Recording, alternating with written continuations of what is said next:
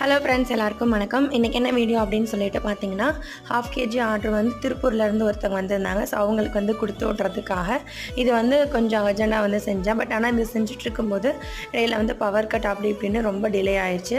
ஆனால் எப்படி நல்லபடியாக வந்து செஞ்சு கொடுத்தாச்சு. அண்ட் இது வந்து டபுள் சாக்லேட் ப்ரௌனி. இது வந்து நார்மலாக ப்ளைன் ப்ரௌனி மாதிரி செஞ்சுட்டு உள்ளே வந்து 2 சாக்லேட்டுமே உள்ளே போட்டு லைட்டாக மிக்ஸ் பண்ணிவிட்டு ட்ரேயில் ஊற்றி உள்ளே வச்சாச்சு. அண்ட் இது வந்து எப்பவும் போல் 170 ஆர் 180 டிகிரியில் 10 நிமிஷம் வந்து ஓவன் வந்து ப்ரீ ஹீட் பண்ணிவிட்டு அதுக்கப்புறமா ஒரு 25 to 30 மினிட்ஸ் வச்சோம்னா நல்லா வந்து பேக் ஆகி வந்துடும். அண்ட் ஆர்டருக்காக செய்யும்போது வீட்டுக்கு எதுவும் எடுக்க முடியல. அதனால் நம்ம 1 கேஜி பேட்டர் ரெடி பண்ணி ப்ளைன் ப்ரௌனியாக செஞ்சிடலாம் அப்படின்னு சொல்லிட்டு இது வந்து செஞ்சுருந்தேன்.